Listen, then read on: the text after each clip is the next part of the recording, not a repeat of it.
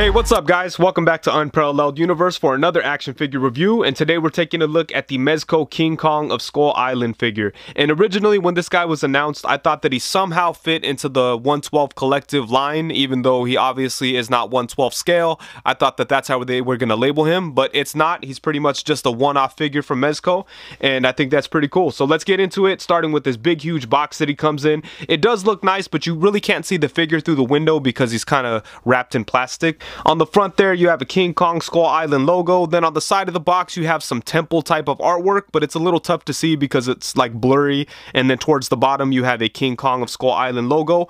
On the back of the box, you're able to see the figure with all the cool accessories that he comes with. It also gives you a quick rundown of everything that he comes with. And then it just tells you about the figure in general, his size, the articulation, accessories, all that fun stuff. And I love this shot of King Kong on this building with like the planes flying around him. That is pretty awesome.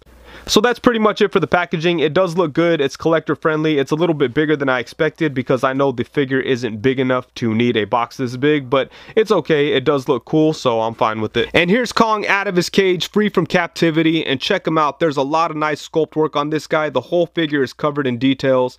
Look at all the fur on him. It looks great. I like how there's different shades of brown on him, and there's even some gray, as you could see here on his abdomen. You've got some nice looking scars along his chest there. You get some really cool looking scars on his face. And yeah, I just love the way this thing looks. Check out all the different shades of brown that you see here. Obviously his hands aren't covered in hair, but you've got some hair on the top of his hands and then just the skin there. That looks good. Same thing down here on his feet. And yeah, this figure just looks amazing. I'm really happy with what they did here as far as the sculpt goes. I don't have too many figures from Mezco that are completely sculpted. I do have a couple of Hellboy figures, and I do like them a lot. They're always well done. But most of the Mezco stuff I have is the 1/12 collective stuff, which obviously has cloth. So it's nice to see something a little bit different than I'm used to from Mezco. So I do love what they did here with this guy. And I'm not 100% sure what this look is based on. I was trying to do some research on it. And, you know, there's a bunch of different Kong stories out there, and they're all kind of titled very similar to each other. Like there's Kong of Skull Island, there's Kong the King of Skull Island, there's Kong Skull Island, there's all kinds of different ones. But as far as I could tell, this look is based on a book that was put together by Joe DeVito, and later that book was turned into a comic book. But I think that this look is based on that original book that Joe put together. And the main thing that kind of made me think that was on one of the pieces of art that I saw, Kong had a scar like that right there on his cheek, and I'm sure it might just be a coincidence, but I don't know. There's a lot of different versions of King Kong out there. This figure is definitely not based on any of the movie looks, but you know, it is a big ape, so it works for whatever you want, you know. So I am happy with this thing. This thing looks so amazing. I'm always down for apish creatures, you know, Sasquatch type of things. And let's just take a quick minute here to appreciate all this great sculpting of this hair and all the different details, all the different shades of brown that you see all in that fur. And yeah, look at that. That's so awesome. And he does have some articulation. He doesn't have a bunch of articulation, so it's not like any of the joints break up the sculpt too horribly.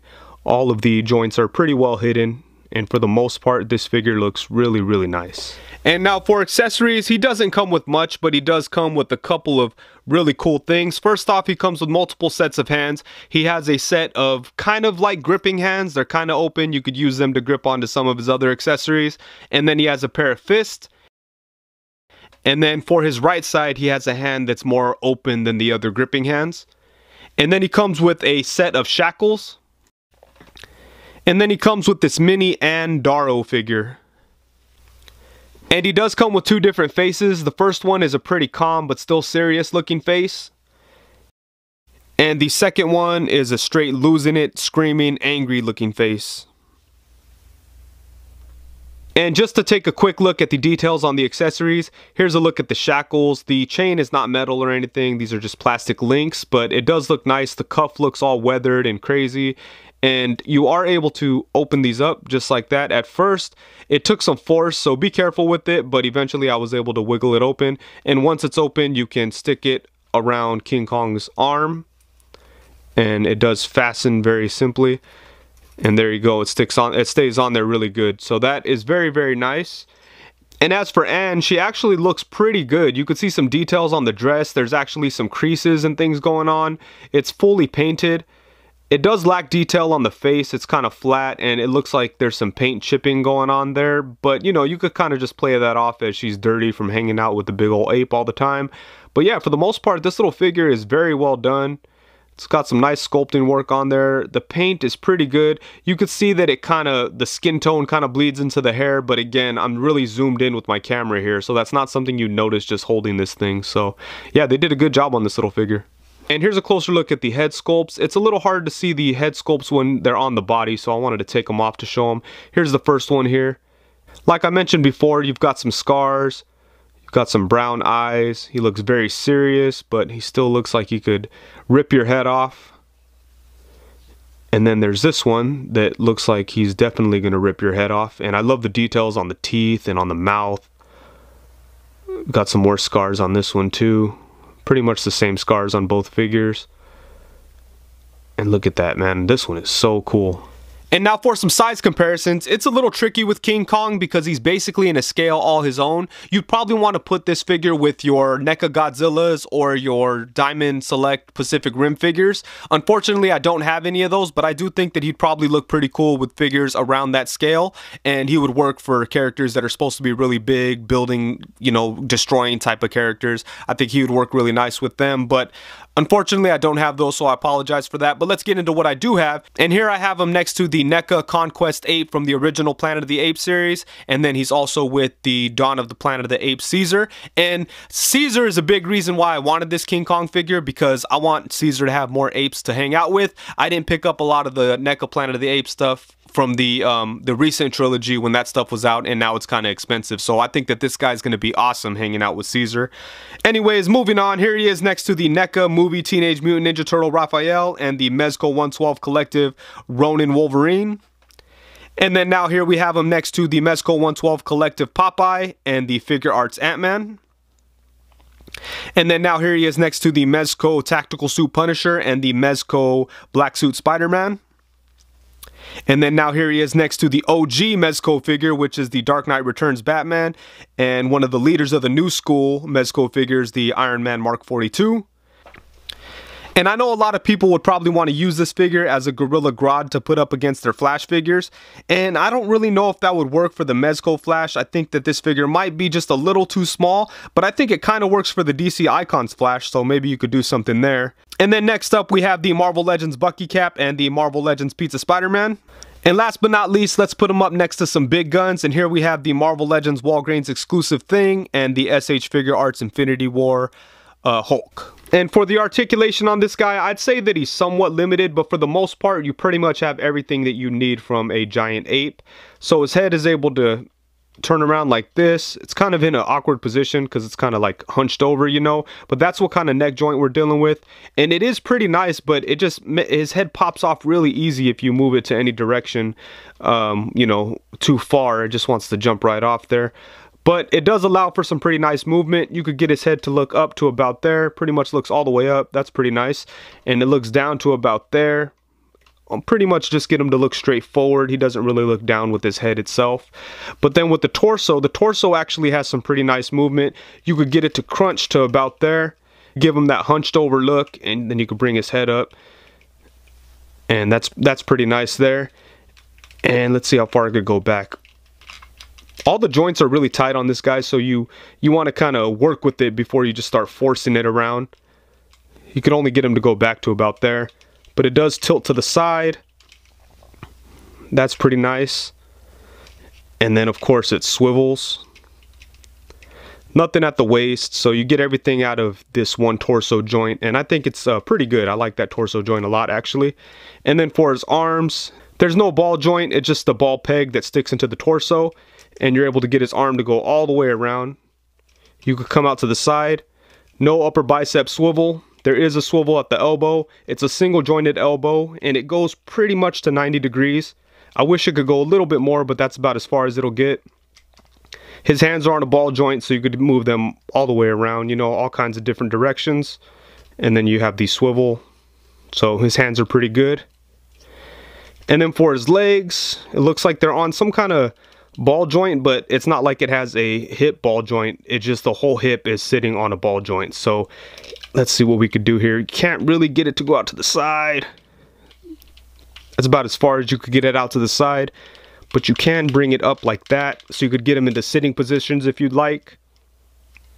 So he's a little restricted in the leg area, but I think that you could pretty much do what you need to do. It's not like you'd ever have him doing the splits anyways. You could pretty much get him to do whatever you want there. And if you really want to bring his leg out to the side, you could manipulate it to make it look like you're bringing his leg out to the side or something, you know.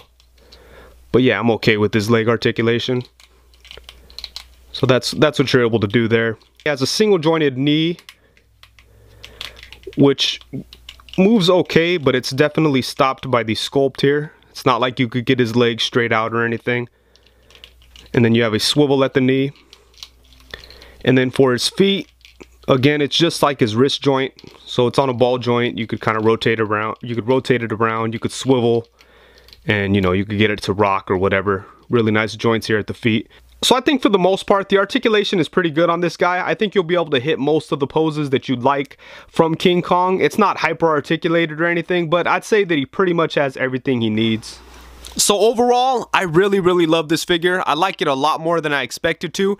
I'm always down for apes and things like that, so I was pretty excited going into this thing, but I didn't think I would like it as much as I do. And it's really cool to see something different from Mezco than I'm used to. Like I said, I mostly collect the 112 collective stuff from them, so obviously that's a lot different from your traditional action figures. So it was really cool to see what they had going on here. I like how good they did with the sculpt. I love all the details on this guy. The articulation, I guess, could be a little bit better, but for the most part, I think it has everything that it needs. And one thing I'll say about this figure is that since it's kind of hard to manipulate the articulation, it kind of hurts your hands, you know, because the figure is really hard plastic and it's a little tough to move the joints and things like that. So after messing with it for a long time, my hands kind of hurt. I know that's kind of a weird critique to throw in there, but it's something that crossed my mind. But yeah, overall, this figure is awesome. I love all the accessories that he came with. Even though it's not much, it's pretty much everything that you need for King Kong. I think it would have been cool if they included maybe some like small buildings or like small trees or something like that. But I'm okay with what it came with, especially at the price point. It wasn't a very expensive figure. It only cost $40, which kind of took me by surprise because I was expecting to pay like the normal Mezco price, which is like, you know, 70 to 90 bucks. I wasn't really sure what to expect with this guy. So when I saw that it was only $40, I was really happy with it, and I definitely think that it's worth the money, you know. I don't feel like underwhelmed or anything. So in the end, I'm very happy with this guy. There is a PX version coming out, which is going to be a black and white version, and I think I'm going to go for him too, especially if he's around the same price, because the more apes the better. I really need to track down some of those Planet of the Apes NECA figures because those things were awesome and they kind of just slipped by. Anyways, I think that's it. Thank you so much for watching. Please be sure to like, comment, subscribe, and all that good stuff, and let me know if you are interested in this figure and if this is something that you guys plan on picking up. And while we're at it, also let me know your favorite fictional ape. Obviously, a lot of people love King Kong, a lot of people love Caesar. I forget his name, but I love that dude from Agents of Atlas from Marvel Comics. I forget that gorilla's name, but he's dope. There's a lot of cool fictional apes. Let me know which one is your favorite. But that's it. Thank you very much. Peace.